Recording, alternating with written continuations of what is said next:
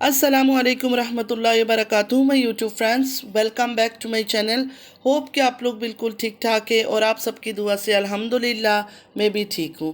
और अल्लाह पाक से यही दुआ है कि आप लोग हमेशा सही सलामत रहे, खुश रहे अपने अपने घरों में अपने फैमिली के साथ। आमीन सुम्मा आमीन। नमाज़ पढ़ा कीजिएगा, नमाज हम पर फ़र्ज़ है। सबसे पहले फ़लस्तीन वालों के लिए दुआ की रिक्वेस्ट करूँगी कि प्लीज़ प्लीज़ प्लीज़ फ़लस्तीन वालों को अपनी दुआओं में ज़रूर याद रखा करें। हमारी दुआओं की उनको बहुत ज़्यादा ज़रूरत है। अल्लाह पाक अपनी गैब से उनके लिए आसानियाँ फ़रमाए। आमीन या रब्बल आलमीन। अगर अभी तक आप लोगों ने मेरे चैनल को सब्सक्राइब नहीं किया है तो प्लीज़ जल्दी से लाइक, सब्सक्राइब और शेयर कर लीजिए और बेल आइकन को क्लिक करना बिल्कुल भी मत भूलिएगा। बेल आइकन क्लिक करने से ये होगा कि जब भी मैं कोई वीडियो अपलोड करूँगी सबसे पहले नोटिफिकेशन आप लोग को मिलेगा। और जो भी मेरे वीडियोस को देखते हैं, चाहे थोड़े हैं या जितने भी देखते हैं, प्लीज़ सबसे रिक्वेस्ट है कि लाइक के बटन को तो क्लिक कर ही दीजिएगा। आप लोग की लाइक, शेयर, सब्सक्राइब से हमारी हौसला अफजाई होती है। चलिए स्टार्ट करते हैं आज का रिएक्शन। आज मैं बात करने वाली हूँ रजब फैमिली और डकी भाई के बारे में। ये रजब और डकी का जो ड्रामा स्टार्ट हुआ है बिल्कुल बकवास टाइप का प्रैंक है। इन्होंने बताया तो नहीं है कि प्रैंक है, मगर क्या कोई किसी को किडनैप करते हुए वीडियो रिकॉर्ड करेगा या ब्लॉग बनाएगा जिस तरह ये लोग कर रहे हैं। इनको देखने वाले मिलियंस में हैं और क्या ये दिखा रहे हैं, क्या सिखा रहे हैं, मतलब ये लोग क्या सिखा रहे हैं लोगों को कैसे अगवा किया जाता है, तरीका बता रहे हैं, या मारपीट कैसे करनी चाहिए, लड़ाई झगड़ा कैसे करना चाहिए। मतलब इन बेहुदा फजूल चीज़ों की ट्रेनिंग दिया जा रहा है। दोनों मैच्योर है, रजब भी मैच्योर है, डकी भाई भी मैच्योर है। दोनों में से कोई भी ऐसा नहीं है कि इंसान बोले यंग बच्चे हैं। बड़े बड़े मैच्योर आदमी हैं ये लोग। डकी भाई की ऑलरेडी शादी हो गई है, बीवी घर पे है। रजब की ऑलरेडी निकाह हो चुका है, मतलब शादी हो चुकी है। मुसलमानों में निकाह ही तो मेन होता है ना, उसके बाद तो हस्बैंड वाइफ हो जाते। सिर्फ ये है कि रुखसती करके उसको घर नहीं लेकर आया है। अच्छा, मुझे डकी में और रजब में ऐसा कोई खूबी नहीं देखता है कि लड़की वाले इतने इम्प्रेस हो गए अपनी बेटी उठाकर इनको दे दी। डकी में भी कोई ऐसी खूबियाँ नहीं है, सिर्फ पैसा पैसा पैसा। नोटों के बंडल दिखाना, पैसे दिखाना, यहाँ घूमने चला गया, इतने मिलियन का आईफोन ले लिया, इतने मिलियन का गाड़ी ले लिया, आज मैंने बीबी को ये गिफ्ट कर लिया, आज मैंने वो गिफ्ट कर लिया, आज मेरी बीबी ने ये पर्स मांग लिया, कल मेरी बीबी ने वो मांग लिया। मतलब सिर्फ पैसा पैसा पैसा का दिखावा, सिर्फ और सिर्फ शो ऑफ। मतलब अल्लाह ताला ने इनको दो पैसे क्या दे दिए। इन्होंने तो दुनिया को दुनिया ही नहीं समझा, कुछ और ही समझा कि हम ही इस दुनिया के हुक्मरान हैं। इनको ऐसा लगता है कि इस दुनिया पर हम ही हुकूमत करने वाले, हमारे अंडर हर चीज़ है। रजब का हाल देखो, हर वक्त इस बंदे को जब से मैं देख रही हूँ, कुछ ही दिन होते देख रही हूँ, लास्ट 1 या 2 मंथ होगा मैं इसको देख रही हूँ, हर वक्त नोटों का बंडल उठा के कभी इधर कभी। अच्छा, इतना दिखावा करने की क्या ज़रूरत है। हर कोई चाहे कपड़ा ख़रीदो, चाहे गरीब हो चाहे अमीर हो, कपड़े ख़रीदे, खाना ख़रीदे, बाहर जाएंगे पैसे खर्च होते हैं। लेकिन ज़रूरी है ऑन कैमरा पूरा नोटों का बंडल दिखा दिखा कर लोगों को दिखाना कि मैं ये कर रहा हूँ, मैं वो कर रहा हूँ, यहाँ मैंने इतना पैसा लगा। गाड़ी तुमने ख़रीदी है, मिलियन का ख़रीदो, करोड़ों का ख़रीदो, बिलियन का ख़रीदो, तुम्हारी ज़ाती यूज़ के लिए ख़रीदा है, लोगों के लिए तो नहीं ख़रीदा है। दिखा दो कि गाड़ी इतने का ख़रीदा है। ये सूटकेस भर के नोट दिखाने का क्या मतलब है, क्या मतलब है? मतलब लोगों को जलाते हो, लोगों की बददुआएं लेना चाहते हो, लोगों की हाय लेना चाहते हो। जिनके पास है नहीं वो बेचारे तरस तरस के यही अल्लाह से गिला करे कि अल्लाह ताला तूने इनको इतना दे दिया और हम देख भूखे नंगे मर रहे हैं, हमारे पास कुछ नहीं है। मतलब ये लोग ये चाहते हैं कि जैसे अल्लाह ताला ने इनको दिया है उसी तरह एक दिन इनसे सब कुछ छीन ले। और यकीन माने मैं कई बार रजब के लिए डरती भी हूँ। मतलब मेरा कोई जान पहचान वाला नहीं है इंसानियत के नाते, कि जिस तरह ये शो ऑफ करता है पाकिस्तान में बैठ के, एक सेकंड लगता है किसी की नीयत ख़राब होने में। कोई किसी की नीयत ख़राब हो जाए, अपनों का, परायों का, किसी का भी। अब देखे सारे तो इसके जो जानने वाले हैं या रिश्तेदार है, दोस्त है, हर कोई है, सब पैसे वाले तो नहीं है, सब नॉर्मल लाइफ जी रहे हैं। इसके पास इतना आया है कि बंडल उठा उठा कर गाड़ियों में रख रहा है, फेंक रहा है, दिखा रहा है, कभी इस दोस्त के हाथ, कभी उस दोस्तों के हाथ। शैतान इंसान के साथ रहता है हमेशा। शैतान का वादा है कि मैं तेरे बंदों को गलत रास्ते पे लेके जाऊंगा। एक सेकंड में किसी की नीयत अगर बिगड़ी तो इसका अंजाम क्या होगा, इसने कभी सोचा इन बातों को? तो मैं तो यही कहूँगी, डकी और रजब का ये निहायत फ़जूल स्क्रिप्टेड कंटेंट है। लोगों को चाहिए इनको मना करे कि ये फ़जूल चीज़ें मत दिखाओ, ना सिखाओ बच्चों को, क्योंकि इनको ज़्यादातर यंग बच्चे ही देखते होंगे, लड़के देखते होंगे, अच्छा लगता होगा ना। वो एकदम टार्जन बन के इधर मार दूंगा, उधर कर दूंगा, ये कर रहा हूँ, वो कर रहा हूँ, पैसे दिखा रहा हूँ, नोटें दिखा रहा हूँ, ड्राइव कर रहा हूँ, फास्ट ड्राइव कर रहा हूँ। तो ये सब चीज़ें कौन पसंद करता है? नए नए बच्चे जो हैं, यंग हो रहे हैं, उनको ये सब चीज़ें पसंद आता है। तो ये लोग उनको क्या सीख दे रहे हैं? सबसे बड़ी बात है कि दोनों बहुत मैच्योर है, मतलब बड़े आदमी है ये लोग, कोई लड़के वड़के नहीं लगते हैं। दोनों रजब भी और ये जो डकी है, दोनों आदमी है। आदमी होकर इनको इतना छिचोरापन सूझ गया है, फजूल हरकतों में शुरू हो गए।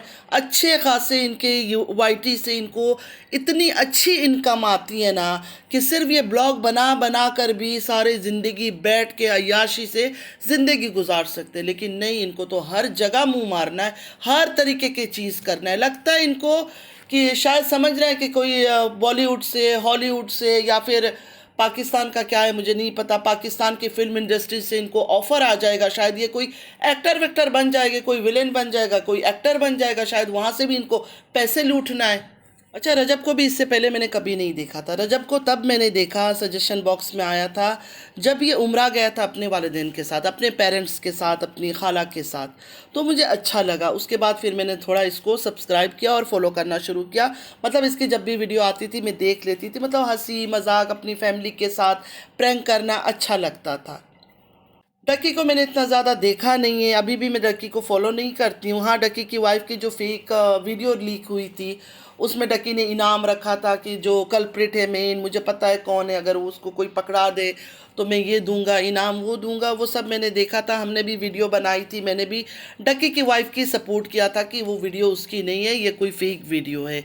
उसके बाद वो पकड़ा गया, नहीं हुआ, डकी ने उसको इनाम दिया नहीं दिया मुझे नहीं पता, मैंने मतलब और नहीं देखा उस चीज़ को। फिर चलिए रजब की बात कर लेते हैं। रजब को उसके बाद मैंने देखना शुरू किया, मतलब रेगुलर बेसिस से जब भी मुझे टाइम मिलता था थोड़ा सा फ्री होकर मैं देख लेती थी, क्योंकि माँ बाप के साथ बड़ा क्लोज एक रिलेशनशिप लगता था, अच्छा लगता था शुरू शुरू में। लेकिन फिर भी एक हद होती है, देखिए एक हद होती है माँ बाप से भी मजाक करने का, माँ बाप के क्लोज, मतलब कहते हैं ना माँ बाप दोस्त की तरह रहे। देखिए दोस्ती एक अलग चीज़ है, माँ बाप के साथ दोस्ती होना, क्लोज होना, लेकिन हर वक्त माँ का गाल खींचना, मुंह खींचना, ये करना वो करना, मतलब मैं तो ये सब चीज़ें पसंद नहीं करती। जो हकीकत बातें, हो सकता है दूसरे माँ बाप ये सब चीज़ें पसंद करते हो, लेकिन मुझे तो ये सब चीज़ें पसंद नहीं है। मतलब हर टाइम पर माँ का गाल खींचना, बातें करना, ये करना वो करना, मुझे बिल्कुल पसंद नहीं है। एक बार दो बार ये सब चीज़ें अच्छा लगता है, अब रेगुलर बेसिस पे यही चीज़ें करो, नहीं मज़ा देता ये सब चीज़ें। मतलब माँ बाप से दोस्ती का रिश्ता, दोस्ती का रवैया रखनी चाहिए, लेकिन दोस्ती का मतलब ये तो नहीं है कि बिल्कुल अपना हम उम्र समझकर उनके साथ हरकतें शुरू कर दो। माँ बाप की अपनी एक मकाम होता है, अपना एक जगह होता है, प्यार भी उनके लिए अलग होना चाहिए, इज़्ज़त भी उनकी एक अलग दर्जे की होनी चाहिए। इस तरह हर वक्त का छेड़खानी तो मुझे बिल्कुल पसंद नहीं है। कोई मेरे साथ एग्री करे या ना करे, मुझे तो बिल्कुल पसंद नहीं है ये हरकत। फिर रजब का मैंने कुर्बानी वाला ब्लॉग देखा, इतना शौफ कुर्बानी को लेकर, जहाँ लोग एक शीप, एक गोट या एक काव नहीं ख़रीद सकते हैं, वहाँ रजब का इतना शौफ करना, ये ख़रीद लिया इतने लाखों का, वो ख़रीद लिया इतने लाखों का। कुर्बानी अल्लाह के नाम पर किया जाता है, दुनिया को दिखाने के लिए या शौफ के लिए नहीं किया जाता है। नेक नियत से, खालिस ईमान से अल्लाह की राह पर वो चीज़ तुम कुर्बान कर रहे हो। इतना दिखावा, इतना दिखावा, लेकिन इन लोगों ने अलग ही तमाशा लगा रखा था। कुर्बानी के टाइम पे भी लंगर के नाम पर भी अजीब किस्म का तमाशा था। देखिए किसी को बुरा नहीं लगना चाहिए, अगर कोई शिया है तो देखिए आप लोग बिल्कुल माइंड नहीं कीजिएगा, हम भी सुन्नी है, लेकिन हमें भी प्यार है इमाम हुसैन से, उनके ख़ानदान से, किस तरह उन्होंने तकलीफ़ें उठाई, किस तरह शहीद हुए, किस तरह करबला का हाल हुआ। अभी भी मैं सुनती हूँ मुझे रोना आ जाता है, रोना आ जाता है। हालांकि मैं सुन्नी हूँ, लेकिन हमारे प्यारे रसूल अल्लाह सल्लल्लाहु अलैहि वसल्लम के नवासे थे वो लोग, वो उनसे इतना प्यार करते थे, उनके आल हैं ये लोग, तो इनसे हमें भी प्यार है, मोहब्बत है। लेकिन इनका क्या, बस 10 दिन का मातम होता है, बस 10 दिन का अफसोस, फिर ख़त्म, हर चीज़ ख़त्म हो जाती है 10 दिन के अंदर, सब चीज़ ख़त्म, सारे गम दुख हर चीज़। हम दिखावा नहीं करते, हम खुद को मारते पीटते नहीं, लेकिन अल्हम्दुलिल्लाह दिल में अभी भी इतना प्यार, इतनी शिद्दत से मोहब्बत है कि वो सब वाकया सुनते हैं ना तो मेरे आंखों से आंसू गिरना शुरू हो जाता है। अगर लंगर के टाइम आप देख रहे हो कि आपके जाने से तमाशा बन रहा है, लोग लंगर खाने से ज़्यादा आपके पीछे पड़े हुए, तो इससे बेहतर नहीं था अपने दोस्तों को खड़ा कर दो, खुद ना जाओ सामने, मत खड़े हो जाओ। अल्लाह तो देख रहा है, अल्लाह तो देख रहा है कि आप ये सब चीज़ें कर रहे हो, आप खर्चा कर रहे हो, दुनिया भी सुन रही है, ब्लॉग में भी आप बता देते हो। आपके घर में जो लड़का है, कोई क्या नाम है, मुझे उसका नाम नहीं है, उसको कर लो। आपके घर में और एक काम वाला है, उसको साथ लेके चले जाओ, उनको खड़ा कर दो। अपने दोस्त डोगर मोगर जो भी हैं, हैदर, उनको खड़ा कर दो साथ में, वो लोग बांट देंगे। उनके पीछे तो कोई मरा हुआ नहीं है, कोई उनके पीछे नहीं वो हो रहा है। अगर आपके जाने से इतने तमाशे हो रहे हैं फिर भी जाना, दिखाना कि मैं थक गया हूँ, ये हो गया, वो हो गया। एक दिन तो मैं हैरान हो गई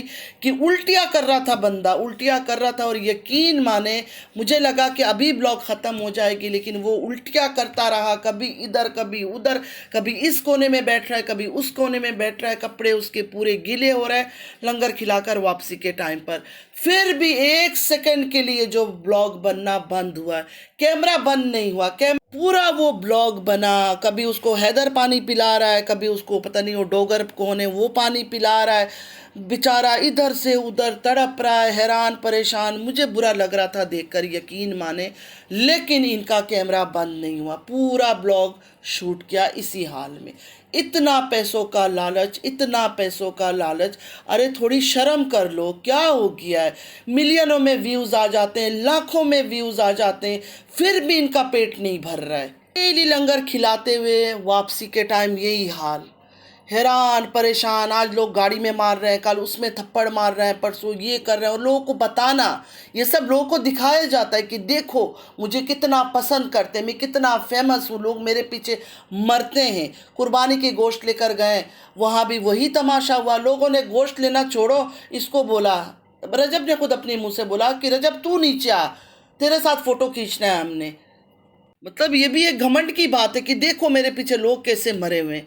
अरे ये सब चीज़ें इसी दुनिया में रह जाएगा, ये सब चीज़ें इसी दुनिया में रह जाएगा। ये जय जयकार लेकर क्या करोगे, क्या? अच्छा, और एक बात आप लोग नोटिस करना, जितना अल्लाह ताला इनको ज़्यादा दे रहा है, मिलियन में व्यूज़ आ जाता है, लाखों में व्यूज़ आ जाता है, कितना पैसा ये लोग कमाते हैं डेली के डेली। अगर किसी का ऐसे 10 लाख 12 लाख 1 मिलियन व्यूज़ आ रहा है, सोचे कि वो महीने का कितना कमाता है। लेकिन फिर भी इनका अंदर का जो शैतान है ना, जो अंदर का जो ग्रीड है ना, वो ख़त्म नहीं हो रहा है। इमाम हुसैन के लिए बस ये 10 दिन का इनका गम था, शो ऑफ था। इमाम हुसैन के साथ 10 मुहर्रम को उनके भाई, बेटे, बहन के बच्चे शहीद हो गए करबला में। उसके बाद उनकी बहन बेटियों के साथ जुल्म हुआ। करबला में ही सब कुछ ख़त्म नहीं हुआ था, एंड नहीं हुआ था। यजीद की दरबार में भी उनको पेश किया गया, वहाँ भी उन्होंने जुल्म सहे। वो सब चीज़ें क्या ख़त्म हो गई? कोई याद नहीं है, कोई गम नहीं है। बीबी ज़ैनब याद नहीं है, 4 साल की बीबी सकीना याद नहीं है, इमाम सज्जाद याद नहीं है, कोई भी याद नहीं है कि उसके बाद उन पर क्या जुल्म किए गए। कुछ भी बेचारों को याद नहीं है। बस 10 दिन का इन्होंने लंगर का दिल में सोचा था, लंगर खिला दिया लोगों को, बस इनका काम पूरा हो गया।